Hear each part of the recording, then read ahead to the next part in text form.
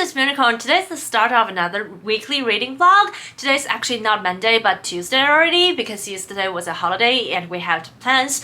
But today I'm excited to get back into reading because if you have noticed, I didn't vlog last week because last week was so busy to me. I was applying for the Japan visa because we had a plan coming up in the end of March to go to Japan, and we have to apply for the visa, and there's so many things to prepare for and so many documents that we need to print out, we need to find, we need to take the photo and drop off to the some office of Japan embassy, I guess, in the San Francisco. And the first 3 days were all consumed by that, and then the Thursday and Friday I had a bunch of doctor appointments, so I didn't really have a lot of time to read. I did start a vlog, but I didn't finish it because it was just doesn't working.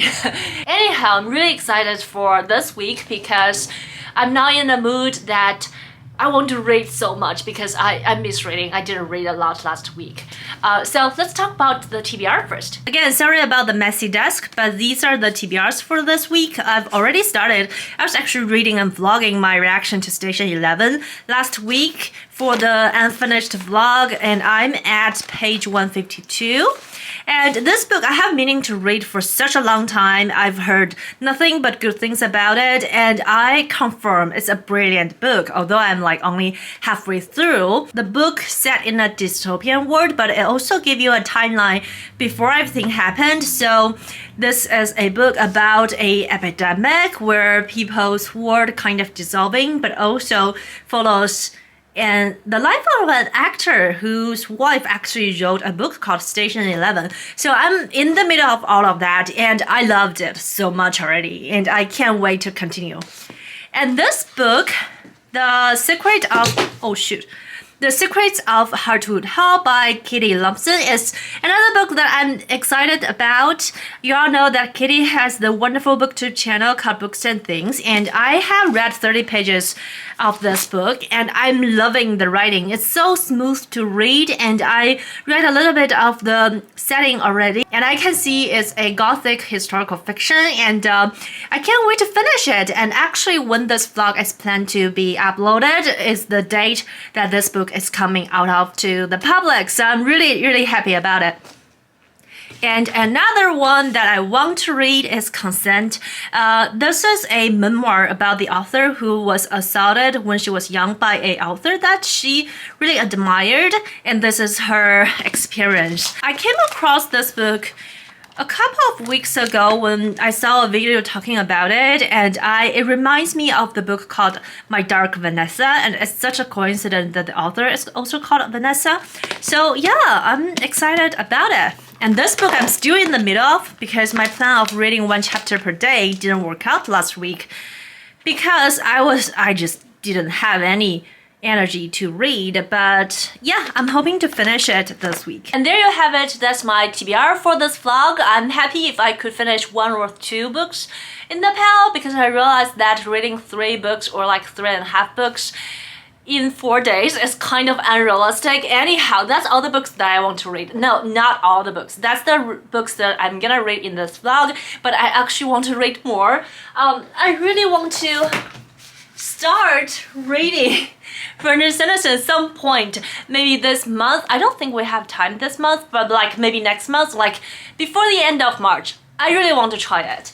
And also like a bunch of other things that I just couldn't wait to start. Anyhow, so the plan for today, as I said, it's a work day, so I'm gonna work on the painting behind me, and I also have a reading lamp for my sofa came in today, so I'm really excited about it. And that's it. I hope you guys are having a wonderful week, and I will see you in my next clip. So the lamp came and I just put it together, and I forgot that lamps don't come with light bulbs, and I have to take the light bulb from that lamp to this one, but overall I like it. I think it's really cute. It's not super bright whatsoever, but I feel like in the dark it might be a very comfy and cozy kind of bright. And I realized the floor might be uneven, or the bin is uneven. Anyhow, that's cute. I like it. What do you think? Absolutely needed to organize my room, but look at her sleeping so peacefully in the mess And I finally have a painting update. Hi friends, it's Tuesday evening. I've already updated you on the progress of the painting and I'm gonna go into more details tomorrow for that, but now this is like where I leave it.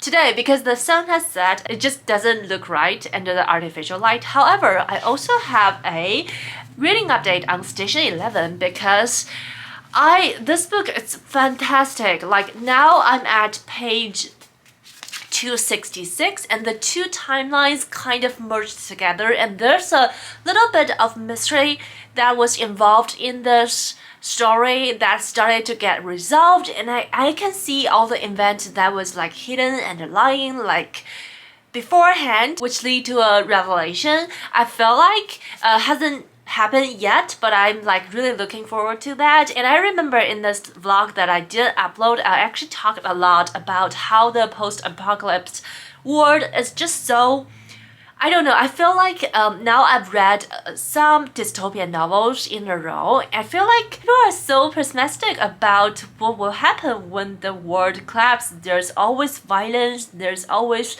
like violence physically and also sexually, and there's always people taking advantages of you. I mean, it kind of makes sense because, you know, humanity and people do weird things under stress and some people just want to grab all the resources and whatever, but I'm already a very pessimistic person to start with, but still I feel like we don't see any hope in such situation, which is so sad. And also, I really appreciate the representation in this book because this is not a book that is screaming diversity to you. Like, it's not marketing as that, I believe, but I've seen so many books, especially science fiction or fantasy. Sometimes they were just like screaming, I am a diverse book. I have a weird feeling about that. I loved more representation in the stories, but I also feel like it shouldn't be the sole purpose of your marketing. Otherwise, there's some problem in it. I don't know if that makes sense here, but I love a good representation, and this is a great example of that. Not only it has characters with like different sexualities, which none of them are like token character. There's also one girl when the world started to go into a lockdown, which is a terminology that we weirdly are used a lot these days anyhow. So when the world went into a lockdown, she was going around and asking for people who has, if people have antidepressant, because she was on the drugs and she didn't have enough with her and she just need them in order to go by. And I feel like that's something that would definitely happen. I feel like, yes, different people have different needs, but each one of them needs to be seen, and this book did a great job doing that, and I really loved it. And also, this book has a TV adaptation. I'm very curious about it,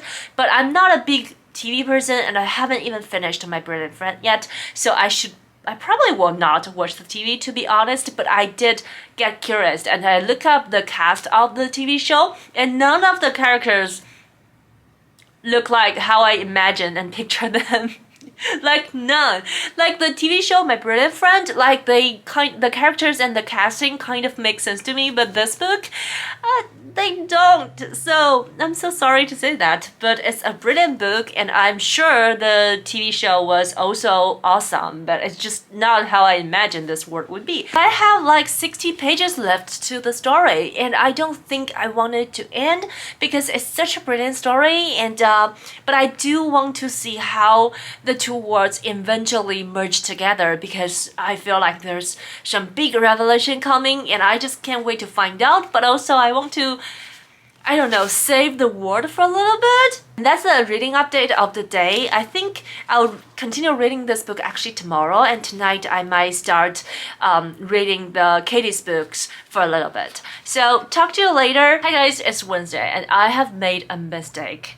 I have so many books that was just sitting around in the apartment and so many things in the studio that needs to be put away. So today I was like, let me just start a tidy session a little bit to put all the books away and put the things back into their spot or throw them away if I need. But then I don't know what to do with them anymore because I figured the contemporary shelf on my bookshelves are full, and I have like all the books that are floating, exploding from the bookshelves, and my best solution is to move these set of historical book on top of there somewhere. So the whole thing just became a huge project, and I have like so many things that I took out from the drawer of my supplies that I don't know where to put them anymore. So it's a whole thing. I'm like a little bit stressed here, but I also want to update you on the book I was reading. I read a huge chunk of The Secrets of the Hartwood Hall already. I realized that I've never actually told you what the story is about. So this book by Katie is about, it centers around a woman who's newly widowed, and because she is widowed, so she doesn't have any income anymore, so she started to look for jobs as a governess, which was her old job before her previous marriage. And she's very special because she can only hear from one of her ears, so the other one doesn't have the ability to hear anything. So because of this, it's very hard for her to find jobs. And then eventually she found jobs for this family who has a building called Hartwood Hall, and who doesn't mind her disability, and she started to work there, and she found out the whole house is sitting far away from everything, like far away from the nearest village or everything, and the family there was pretty isolated, and there's one wing of this whole mansion is kind of forbidden for people to go in, so there's rumors about the house was haunted, and the title is very fitting because it says The Secrets. Notice that it's the plural because it's not only the secrets of the family. I feel like the whole book is about the secrets that kind of everybody is hiding in this story, including the family members, including all the servants, the housekeepers, the main character herself, and it was very captivating. It's definitely a story-driven book. At the end of every chapter, I kept wanting to read more to find out more about the family, and I'm already in the page 115, which is the end of the volume 1 of this book. I believe this book has 4 or 5 volumes. It's just written in a Victorian fashion, knowing Katie. I feel like it must mean so much for her to do that, but it's a really good, captivating book. I can't wait to dive into more and read about what's going on in this house. But I also need to move on to my day and somehow get rid of the mess of my mistakes. Since it's Friday, I just squeezed in a filming sessions in the middle of the day, and I also want to update you guys on the books that I was reading and the books that I DNF'd because I have a lot of news here. I didn't get to update you yesterday because I was so busy, and frankly I kind of forgot, and also I was so anxious at the time. That was very important because normally I wouldn't forget that I was vlogging, right? Anyhow, so today I'm a lot better, not as anxious anymore, so I'm ready to talk about books. First of all, I have finished Station 11 by Emily's son John Mandel, and this book, I loved it so much. I love the ending especially so much. Like, I already loved all the development and also characters in this book, and the ending just brought it to another level. It's a dystopian novel, but it's also a book about humanity. I feel like it's just so good. Because last time I updated you, I think I only have like 60 pages that I haven't read, so there's not many more to say about if I don't want to spoil you guys, but I assume a lot of you guys already read it, but it's just so good. I like the story design. I like how the two words kind of merged together, and I also liked the characters' development and their relationship, especially the thing that they do after the word kind of claps, and yeah, I just like love everything about it, especially the ending. I really love the ending. I feel like this is a book that started strong and ends strong, and with strong things happening in the middle. It's just such a good book.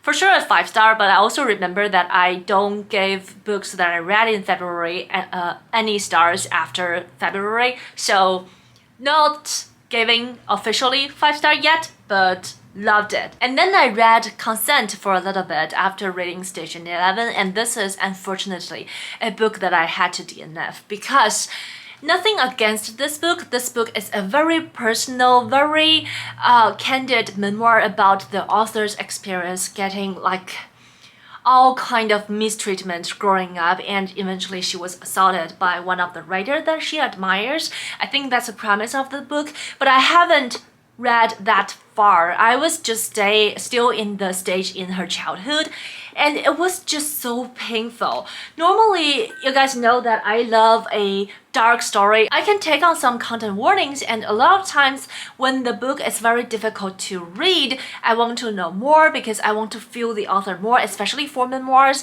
And also, I feel like it's also very important for us to read it. But this one, her story, just so heartbreaking for me. And so it's just pure pain when I was reading it. I was so painful.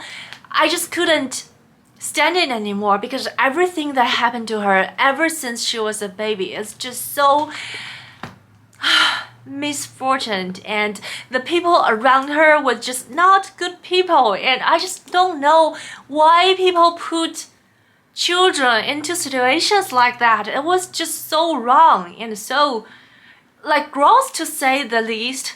It's just so hurtful, so I have to put it down, and I mark it as DNF for now. I don't know if I will ever have the strength to pick it up again, but it's not a book for me for now, and not against the book, but a lot of trigger warnings. Consider the subject matter, so you can imagine.